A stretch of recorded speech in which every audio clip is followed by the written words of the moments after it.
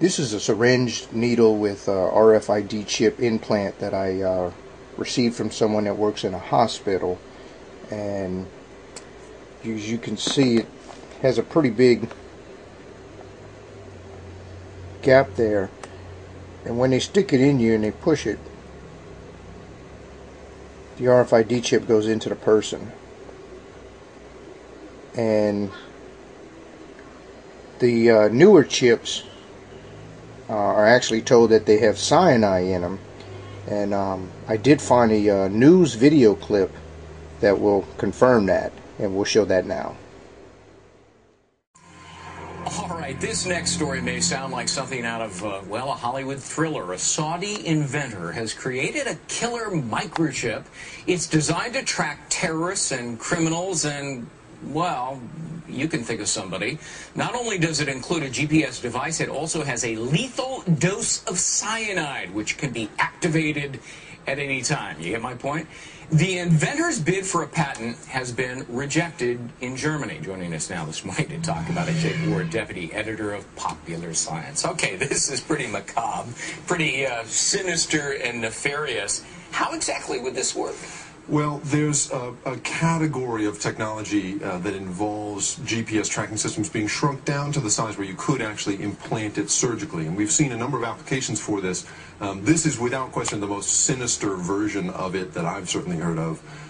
You know, and the notion of tracking criminals is not new, but the notion of killing them remotely, I think, is a whole new thing. Yeah, and Germany says, look, we're not going to approve this. That's because right. For that very purpose. And apparently, in some of the paperwork in applying for the patent, you know, you could track fugitives from justice, terrorists, illegal immigrants, criminals, political opponents, defectors, and Saudi Arabians who don't return home from pilgrimage. It's a little bit wild. I agree. I mean, the thing about you know, this kind of patent is Germany has very tight laws about making sure that you're not registering something that really is just a bad idea, a scary idea. And in this case, this guy obviously has some very strong feelings about what it would be used for, but it just seems a little outlandish. Yeah. Well, terrorist groups might be interested. I'm sure they'd be happy to grant their own form of a patent for that. Sure.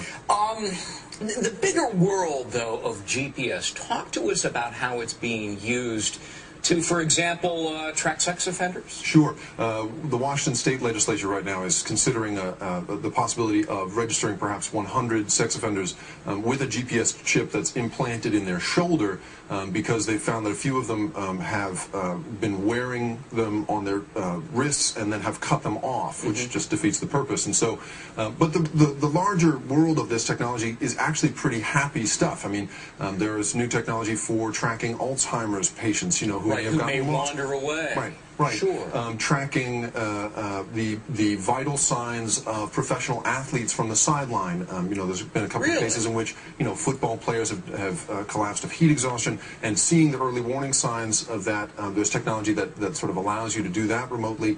You know, even something as benign as keeping track of your dog, you know, a radio frequency tag implanted in your pet, the vet, you know, finds a stray, scans it, and finds its rightful owner in an instant. Yeah. Do you see an explosion of the use of GPS devices? And obviously a lot of people are concerned about an intrusion of privacy. Absolutely, sure. I mean, I think that there is a trade-off there, and obviously this you know, the inventor who filed for this patent has gone across the line in terms of privacy. Yeah. But the use of GPS in the future will allow you to, you know, you'll never lose your wallet again. You'll never lose your keys again. Right. It's that kind of stuff where you're gonna, you know, you'll be able to beep any object you own, you know, and find it in the house. And so, you know, there's the vicious expression, and then there's the really, really helpful expression that I think we'll see in the future. You know, I lose socks in the dryer. I don't know how that happens. Maybe that would help me in that regard. Jake Ward, deputy editor of Popular Science.